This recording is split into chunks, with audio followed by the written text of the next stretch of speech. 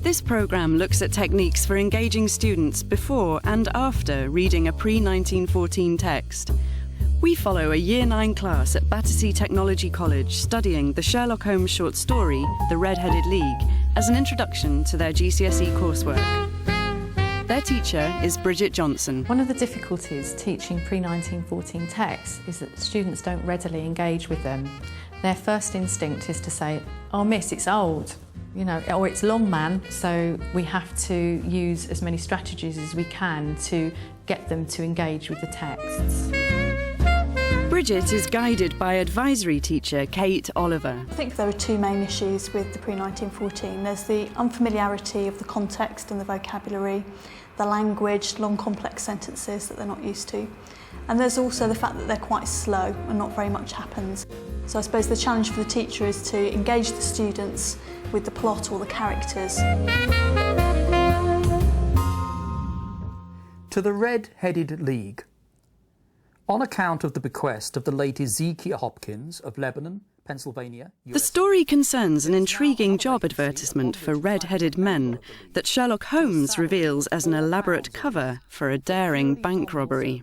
I think Sherlock Holmes is a good pre-1914 text to do, partly because the students might know something about Sherlock Holmes. He's quite a familiar character from all sorts of places, and that gives them a bit of a hook, a bit of a way in. I think short stories are easier to deal with than a big prose text like Great Expectations. And then there's the mysteries, which are just intriguing and they can hook students into. I'm not hugely experienced in teaching pre-1914 text. I've taught Shakespeare, I've taught some Frankenstein and Dracula text, but I was very worried about teaching the Sherlock Holmes as I'd not taught them before.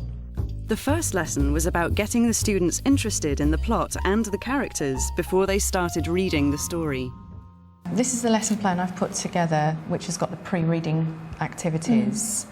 I set as homework in a previous lesson just something for the students to put together some facts about Sherlock Holmes so that they're familiar with Sherlock Holmes when they come to the lesson, because some of the main aim of a lesson like this, where you're doing lots of pre-reading activities, is firstly to get them engaged and motivated to read the story by intriguing them, hooking them in, and secondly to get them to do what good readers do naturally, which is to draw on their previous experience, either of the genre or of the topic that's going to come up.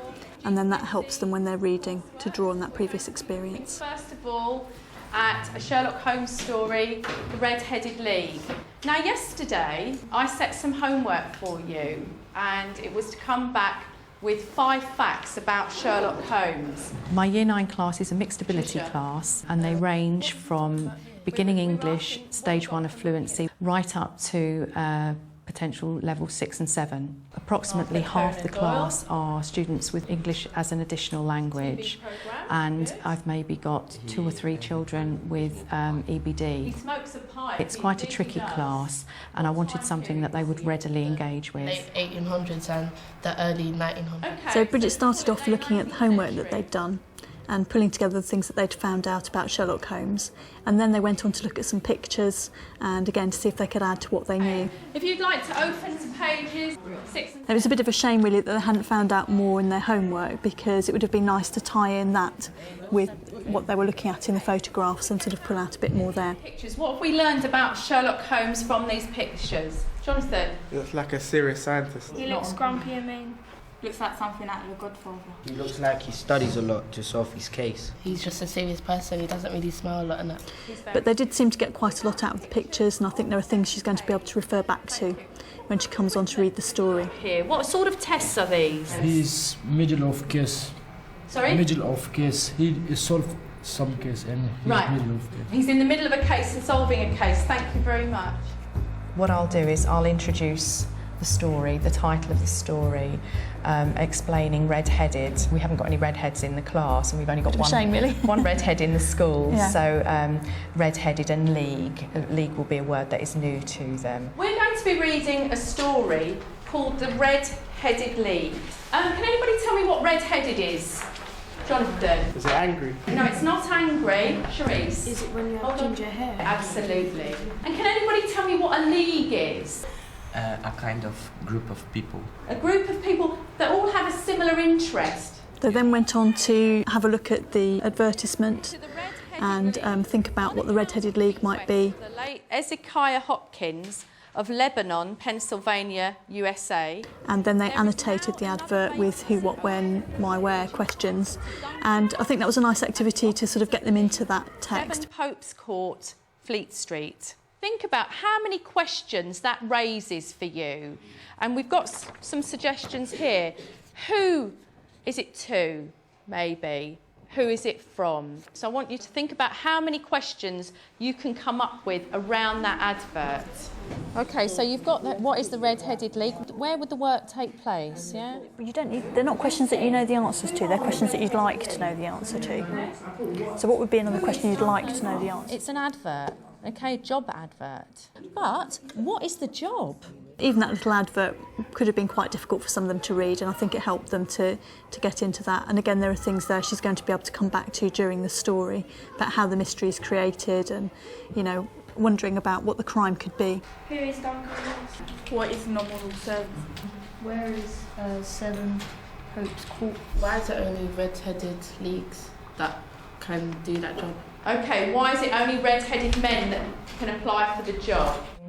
Next, they're going to be discussing what crime might have been committed in their groups, and then they'll go on to improvise a role play, acting out, being as imaginative as they can. Not all classes are natural performers, and so where the class is a bit shy, I think it's important to remember that in English the role play activity is a means to an end. They don't need to perform it. It's the discussion that they're having in preparation that's important. OK, so who's going to be murdering who and why? We're going to be murdering Mark because he's got red hair. Why don't you like people with red hair? They get the best jobs. Oh, right. OK, you're jealous. So why are they advertising for red-headed people in the first place, do you think?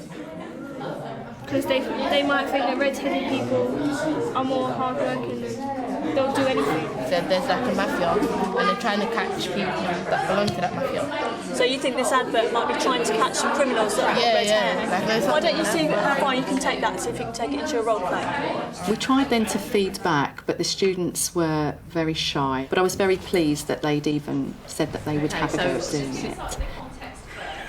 OK, don't worry. Thank you for the discussions that they were having, though, about their predictions, what they thought the crime would be, I think those were valuable, and I think those will sustain them through some of the difficulty of the text because they're now intrigued as to what might happen in the story. I'm going to get you to make a prediction. What do you think is going to happen? Well, one of the things that I'll take away from this lesson is that time spent on pre-reading activities is not wasted time. As you like. I think doing lots of activities around the advert will have piqued their interest, and I think it will stimulate them once they start reading the story and keep their interest to see what happens. Duncan Ross doesn't like red-headed people, so he set up a fake job interview for them, and then he's going to do something to them, and then Sherlock Holmes comes to investigate.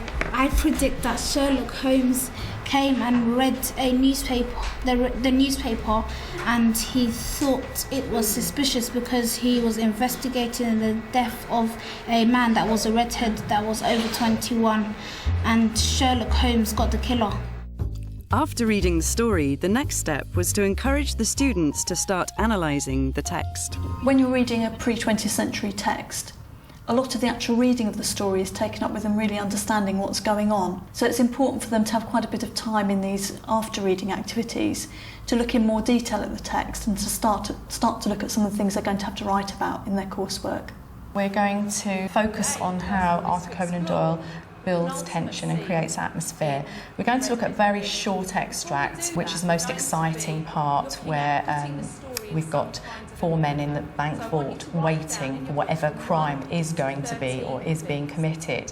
Now, what I want you to do is to read through the boxes and then put them in order of what happens in the story. The starter activity was quite simply for students to sequence some statements which summarise the story. So who shows him the job advert? Yeah.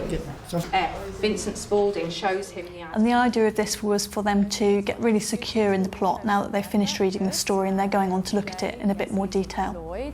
And then what one have we got? I could have made it more interesting if I had Sherlock given Holmes the believes there's a students crime slips of paper to sort out and used it as an actual physical sorting activity rather than an activity where they were looking at the board and then writing. It would have made it quicker too. What happened in B? They went to the cellar. So what happens once they get to the cellar? A long wait in the dark. A long wait in the dark. Excellent. They then took a very short sequence from the text and they were thinking of it as a problem. How would they represent this on film? And the idea of this was for them to start thinking about the techniques that Doyle uses in building tension. We're going to look at how the students would storyboard that extract, thinking about so using how their visual literacy to look at how Conan Doyle does it. So I think they'll really enjoy doing that. He stood at the side of the hole and was hauling after him a companion, lithe and small like himself, with a pale face and a shock of very red hair. Conan Doyle uses lots of really excellent vocabulary, a gash of light. When you're storyboarding this, you have to show that in your pictures. So what I've done is I've started it off with 4 men in the bank vault. So you're going to have about 5 minutes to do. The purpose of the storyboarding activity was to make them really think about how tension is put across in the story. And they were having to refer back to the text quite closely to think about what image to put in next. Things like the use of darkness, things like whether there was sound or not. You could have music, or you could have dialogue, or you could have the heavy breathing that's going on. Actually, heavy breathing. The heavy breathing. Yeah, so quiet you can hear their breathing. I can't draw this. Doesn't matter. The ideas are the important thing. And you decided to have silence on yours, haven't you? Yeah. Could you explain why you decided to have silence on yours? I noticed that I was coming around that, for example, there were 2 girls having a bit of an argument about whether there should be sound as the hand comes up through the paving. One of them was sticking very closely to the text, which says that there's no warning and no sound, and one of them thought that would be really boring on TV. So they were having to think about what he was doing in the story. It wouldn't work so well if it was in complete silence. So maybe there's a difference between what you can do in a story and what you can do if you're filming it. It says here, drew himself out of the hole, isn't he? And what they'll need to do now is to go back to the text and look at some of the issues that have come up as a result of doing that activity. So things like, why does Doyle use so much silence and very little dialogue? And it'll make a nice couple of paragraphs in their coursework essay, really looking in detail at his use of language and vocabulary and contrast and all the kinds of things that they really need to be able to talk about. Okay. Once the students have created their storyboards, we'll then look at the Jeremy Brett version and compare how the director has shown the tension. Let's go! Jump! Okay, looking at how the director built up the tension in that scene, can you find any similarities and differences? One thing that you did that was the same and one thing that was very different? I used loud music as well. Okay, and what did you do that was very different from what the director did? I used complete darkness. I kind of had the hand come out as well, like he did, yeah. But then difference is I didn't go that close into the face to show that much detail. I had the same music that was rising the intensity, and the differences was I wasn't going that close up. You didn't go that close. Okay, thank you. They started off by consolidating their knowledge and comprehension. They then thought about techniques to create tension, and they applied those in a new situation, which was doing the storyboarding. So the sequence has moved them from their comfort zone, you know, what's going on in the story, to much more advanced thinking, the kind of thing they're going to have to do in the critical writing they have to do for their GCSE coursework. At the end of the day, I wanted them to understand the story, and I hoped that they would enjoy the story, and I think they have. Don't miss our accompanying student resource programme on Sherlock Holmes and the Red-Headed League, which can be viewed and downloaded from www.teachers.tv.